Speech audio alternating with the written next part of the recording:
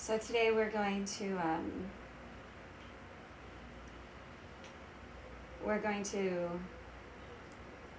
talk a little bit about Shiva. Shiva is the Hindu deity, tantric deity, Vedic deity, Indian deity, whatever you want to call it, of destruction and creation. That's how he's generally understood. But in actuality, the way that yoga understands Shiva, from a meditation perspective, as yoga is not a religious, say it to you guys, yoga is not a religious practice, it's a spiritual practice, which means it's a meditative practice. And so it's not about the deities, it's about what they actually represent. It's not so much about what they do, but about their representation. And so Shiva is the representation of our high consciousness. So high consciousness means the consciousness that is not analytical, is not the consciousness of the personality, not the consciousness that we interact with our world every single day. It's not even the subconscious, because the subconscious is like the blueprint with which we have the tools in order to interact with our world every day. And the unconscious, as well as all like the memories and impressions that kind of cultivate all of those subconscious personality designs. And then we have the conscious mind, which is the one that kind of figures out intellectually how to work with all of these things. And so high consciousness is the consciousness that is the buddhi, like the divine intellect, the one that understands that there is a natural give and take to the universe, that beyond a deity, that the laws of the universe, you could call them the laws of physics, the laws of metaphysics, rule over everything. That it's not like a personification, so to speak, it's just the way things are. It's that it is what it is. High consciousness understands all of these things, all of these laws. And Shiva represents that. Shiva, this deity here, represents that through fire, the element of, quote, destruction, but also light, and the deity of dance and creation. So he dances amongst the ashes, which becomes fertile soil for creation, creative expression, and creation as in turning the soil so that new spontaneous creation can arise.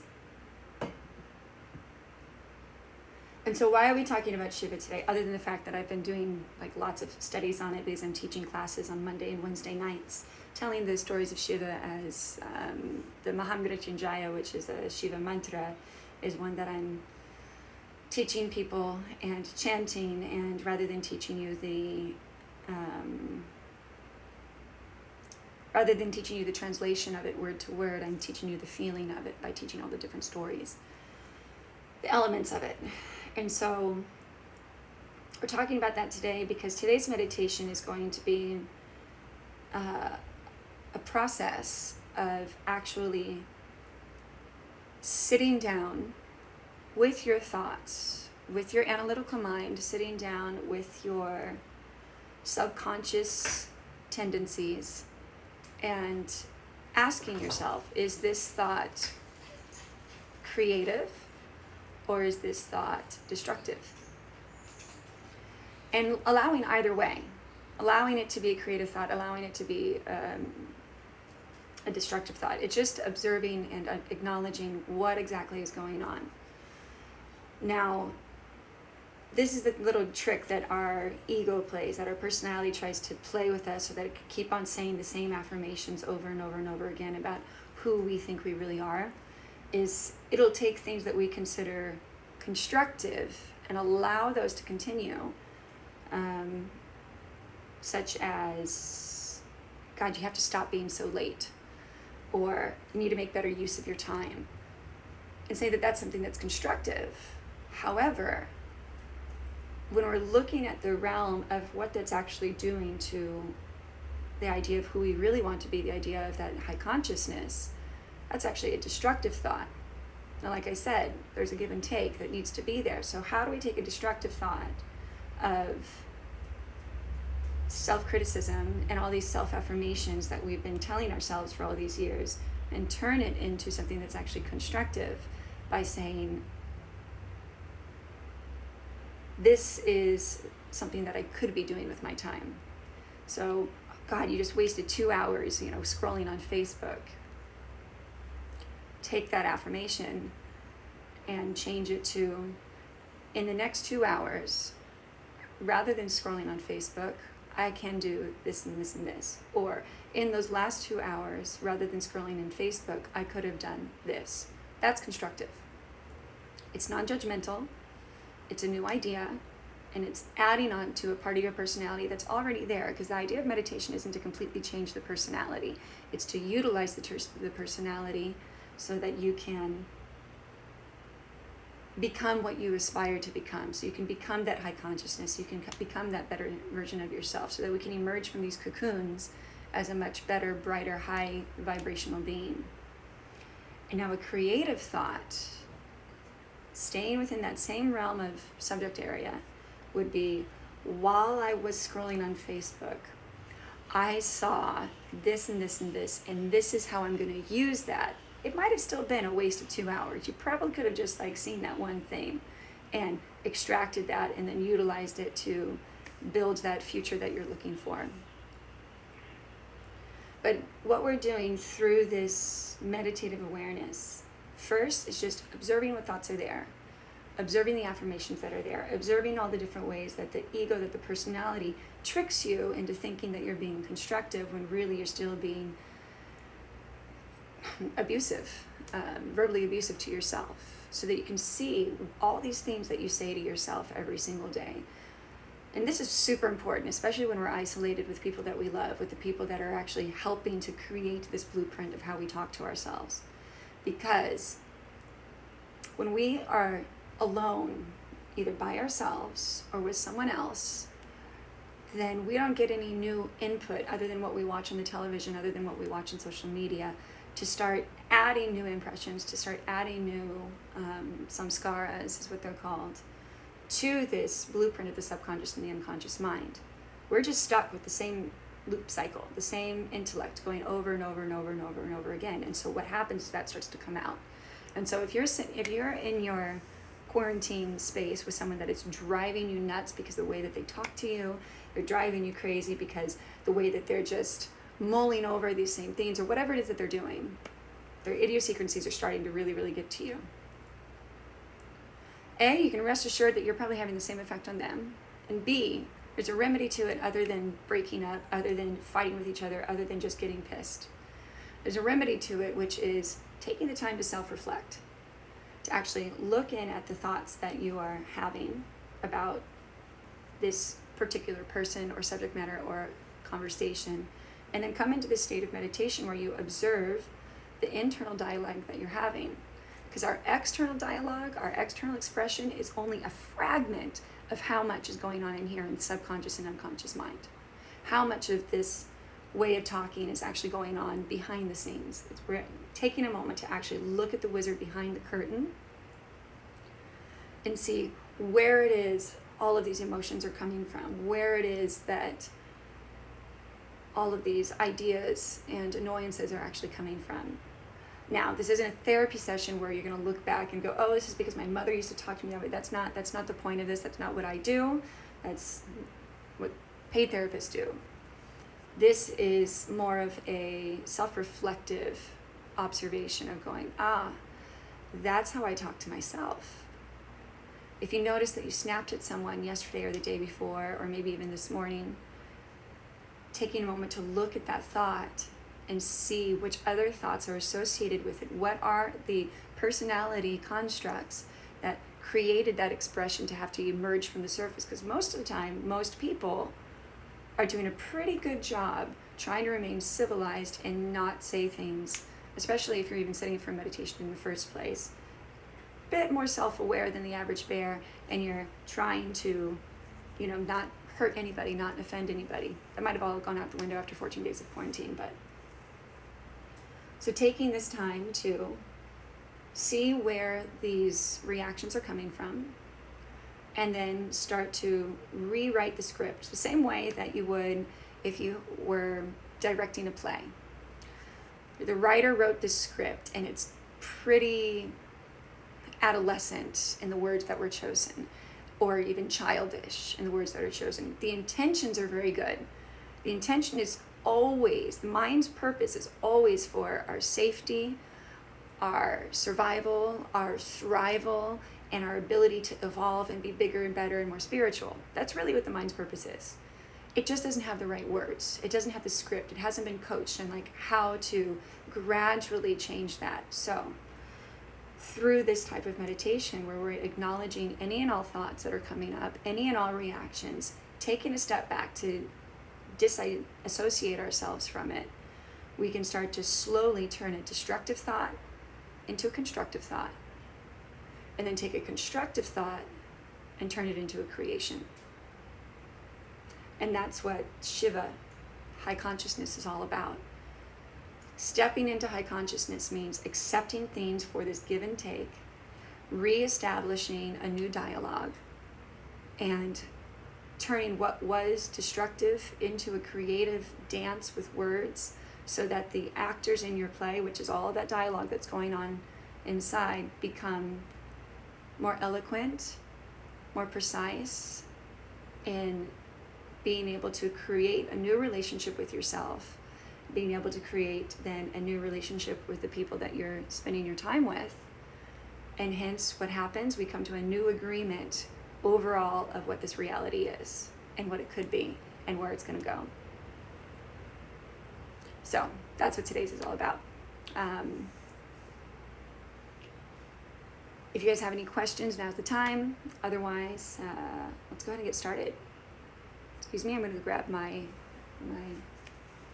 drink real quick. I'm a little bit parched. I didn't drink enough water yesterday. And we'll get started.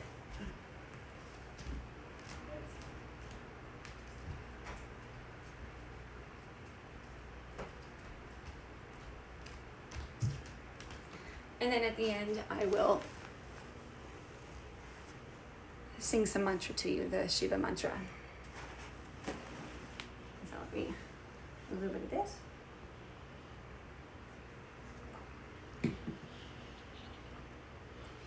And when you're ready,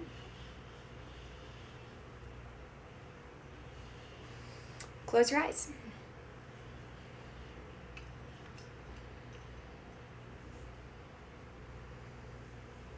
Turn your palms facing down, either on your lap, on your thighs, or on your knees. Sit up, straight and tall.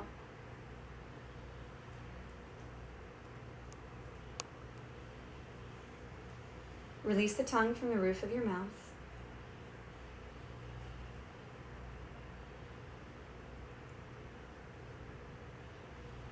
Soften the expression in the face, around the eyes, around the mouth, and across the chest. Soften the shoulders and all the muscles around the throat. The center of the throat is our center for expression. Now, that's not just vocal expression, that is all expression. That's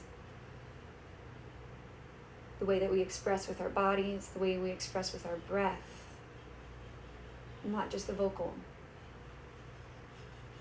And so for us to understand what is being held within all of the other emotional and subconscious constructs, we need to open up those floodgates and stop holding back. So relax the throat. Relax the shoulders.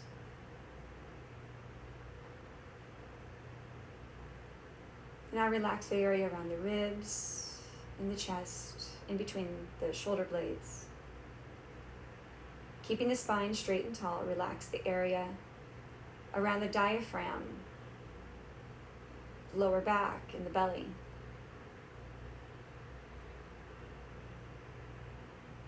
In between the hip bones. And finally at the seat of the pelvic floor, bringing our awareness to our bodies, making contact with the earth beneath us, feeling the earth as a supportive vessel that is actually lifting you up, providing for you this experience, providing for you life, sustainability, vitality. And start to feel that strength building up through the tip of the tailbone, through the sacral spine, into the lower back, all the way up through the crown of the head.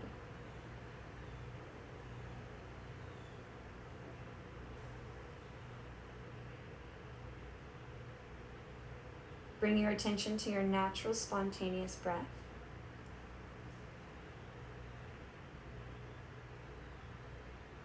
And as you breathe in and out, release also all tension from underneath your scalp, in between the ears, around the ears, and in between the eyebrows. Releasing control of thought without trying to put your attention on any one single thing. Kind of opening the floodgates of expression. And simply allow yourself to sit with this in stillness for a few moments.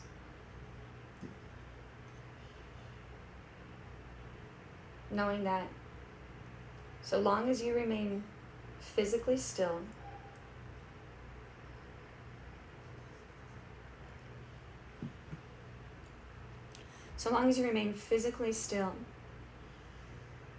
it's okay for this time to actually be a little bit reactive mentally and emotionally.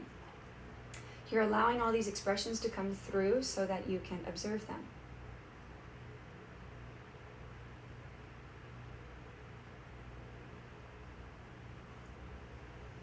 So sitting, observing, even allowing yourself to identify with some of these thoughts, following these patterns, following which associated thoughts are arising. Allowing the mind to run wild, like an unbroken horse.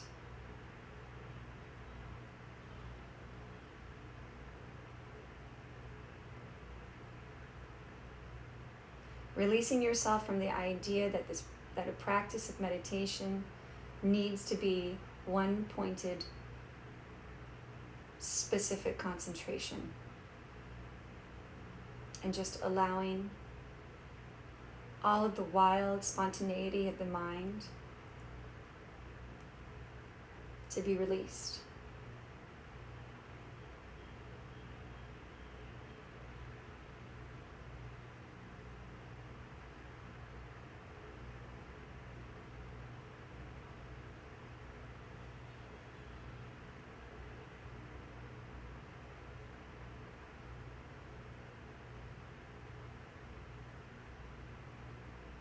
And slowly draw your attention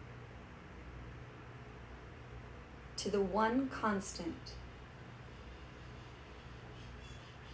which is the constant of the breath. Breathing in and breathing out. By pulling our attention into our breath, we immediately disassociate our energy, our awareness, our identity with the thoughts themselves. And we can begin to notice which thoughts are repeating, which thoughts are disruptive. So all you need to do is keep on breathing in and out and continuously draw the attention back to the breath, noticing which thoughts disrupt that attention. And then notice, was the dialogue, was the thought itself, or the emotion creative or destructive?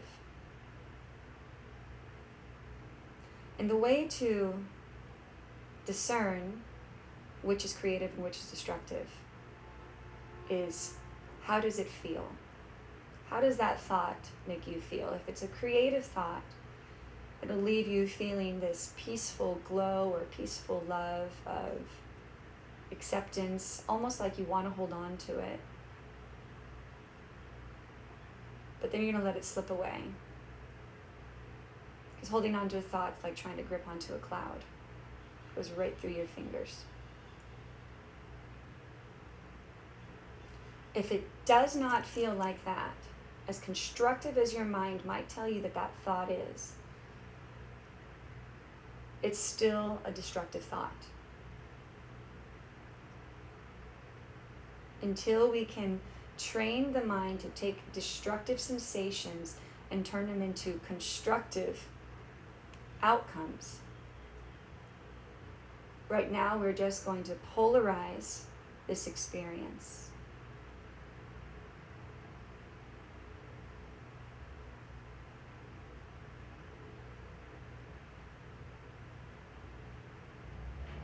Just as the way that the moon, yes, has many different phases, but there's only one full moon. There's only one true reflection of truth, of the light from the sun. The rest is all either waxing or waning. There's either it is a full moon or it's not. So it either is a creative thought or it's not. Hence it is destructive, self-critical.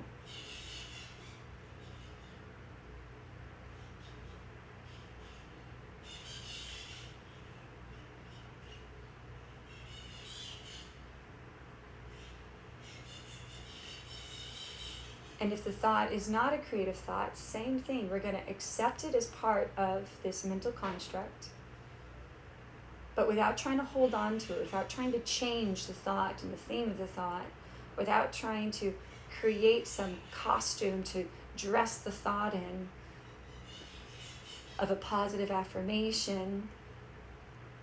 Just allow it to be there.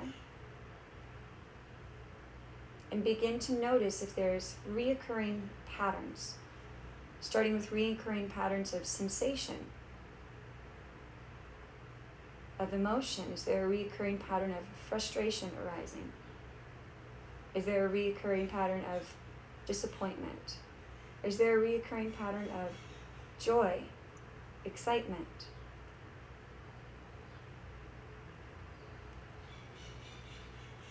So we're not trying to analyze and understand each word of the dialogue that's happening in the mind. We're acknowledging a thought that's disrupting our attention of the breath, and then inquiring if it is creative or destructive simply by the emotion that is provoked, by the reaction that occurs. Is the reaction defensive?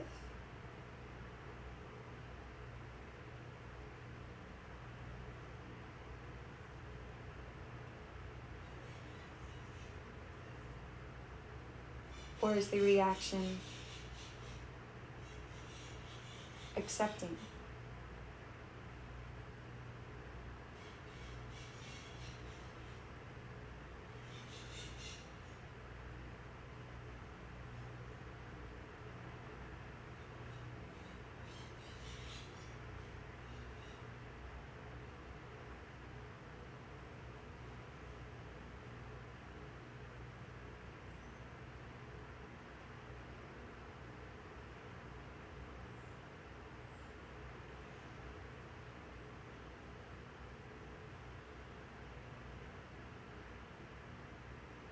Breathing in, taking the attention back to the breath in.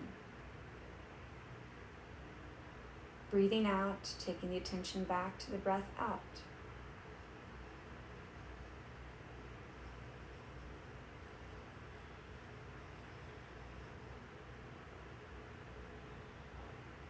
allowing the breath to be the tincture that releases you from the emotional reactions to the thoughts.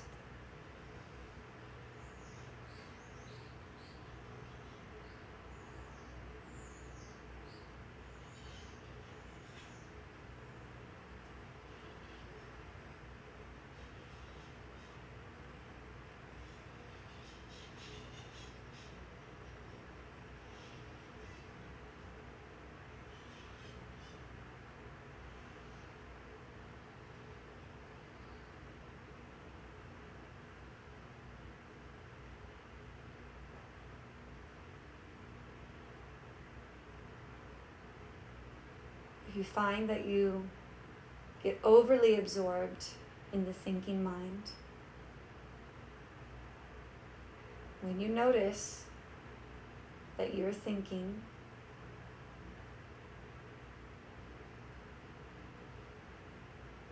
take the attention back to the breath. Recall what thought provoked your awareness of just being thinking. Notice if it is creative or destructive in energy.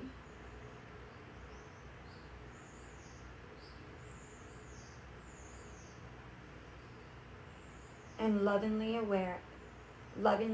bring the awareness just back to the easy, constant of breathing in and breathing out.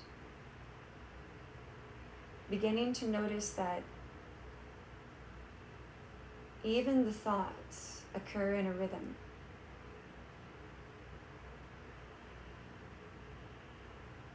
In and out. Creating life, letting it go. Creation, destruction.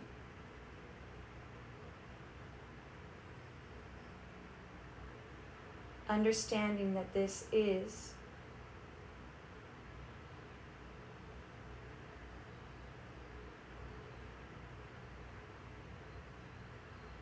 part of the rhythm of being.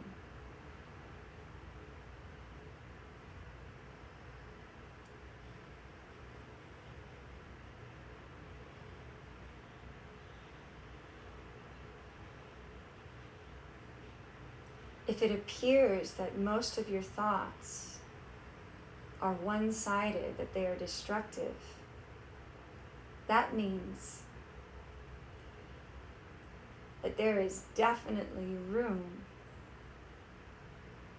to take that, what appears to be a destructive thought, and to understand what its real intention is. And to change the wording of it, to change that script, to still carry the same intention,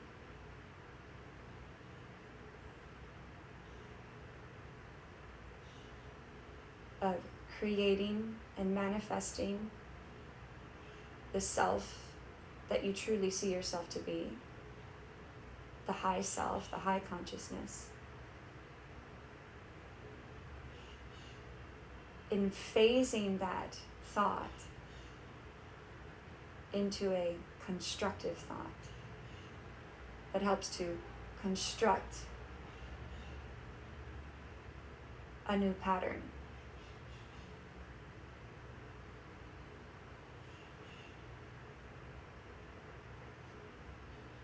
So maybe there is one thought that has provoked a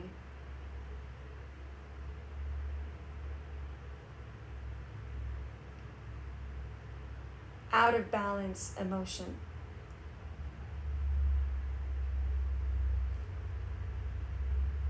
Bring that thought to the surface. The repeating thought.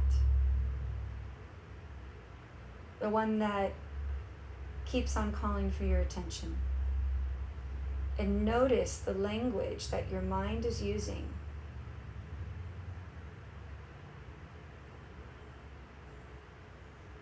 notice what it is intending, what is behind it, what is the purpose of the thought. Is it just to be judgmental? Is it just to be self-critical? Is it just to make you feel bad? Probably not. It does not make sense in the laws of nature. Its intent is to become a part of your creation and your creation process.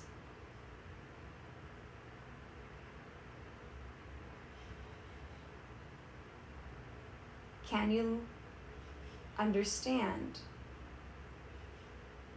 what that creation process looks like? To subtly shift that thought into one of being constructive. How can you utilize the intention of the mind and reweave its words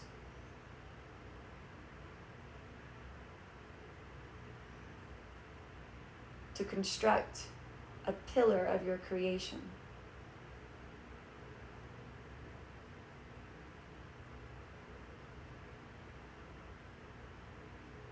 If you find yourself getting over analytical, come back to the breath, pull away, bring the attention back to the breath. For these things will come spontaneously and naturally from that highest awareness, from that high consciousness. It's there. If you focus too much on getting the exact right words, you may find that you simply suppress more and more of those thoughts into the subconscious mind. So keep on coming back to the breath.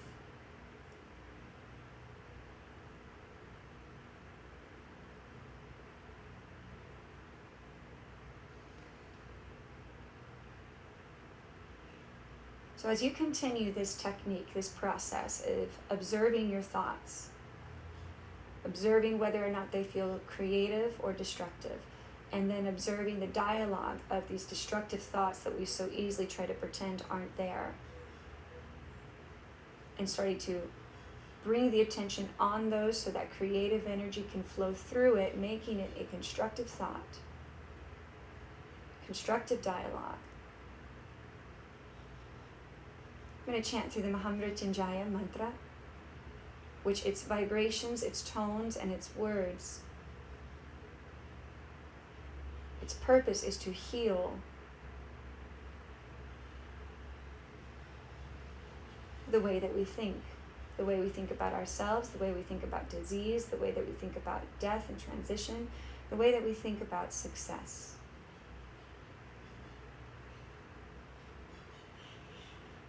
It releases us from the fear-based thinking and into creation, creative-based thinking, loving awareness.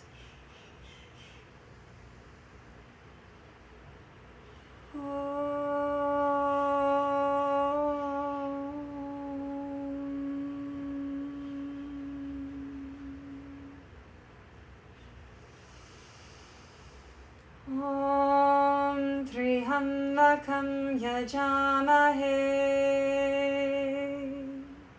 Sugandhim pushtivadinam Urvarukmi bhavandanat Mrityot mukshiyah Mamritaha Om Trihambakam yajamahe Sugandhim pushtivadinam Urvarukmi bhavandanat Mrityot mukshiyah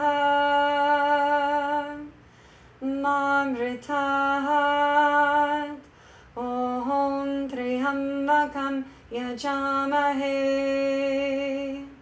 Sugandhim pushtivadinam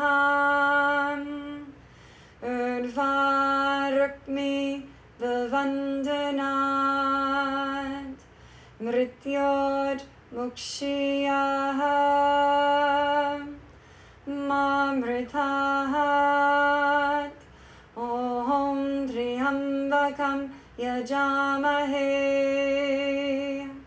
Sugandhim Pushtivardhanam Urvarukmi Bhavandanat Mrityod Mukshiyah Mamritahat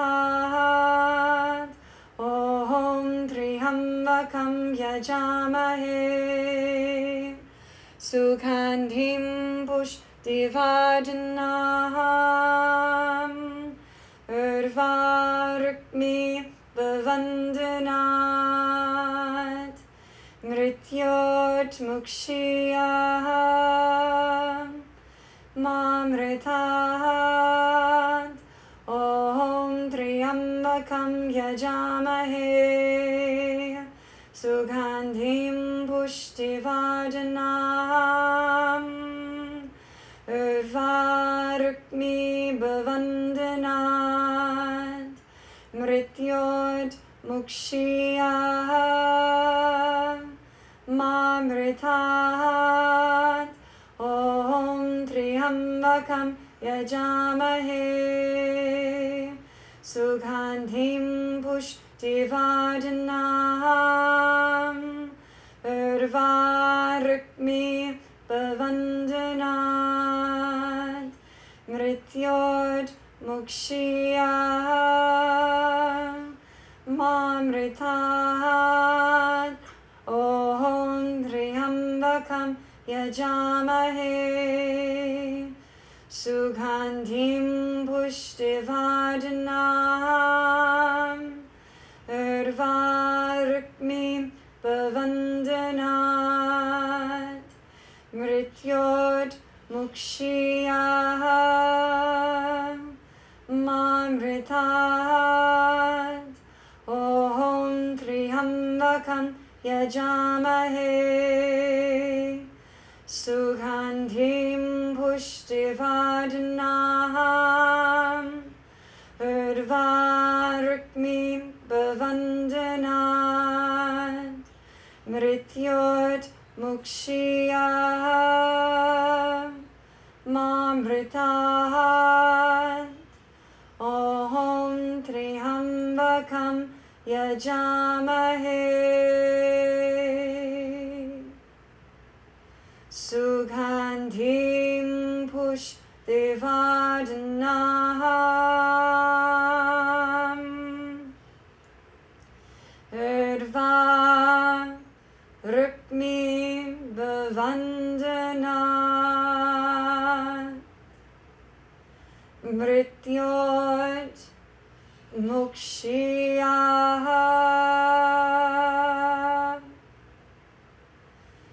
Mamritahat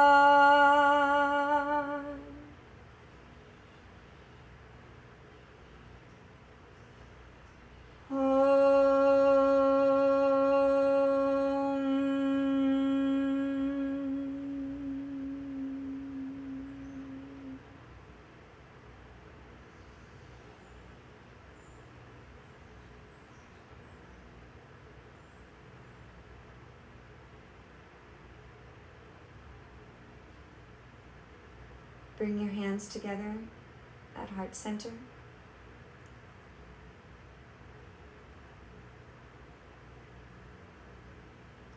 Turn your gaze upwards and inwards to the eyebrow center. And visualize a small candle flame growing brightly. After the next inhale, let's close with 3 Oms, taking a deep breath. Om.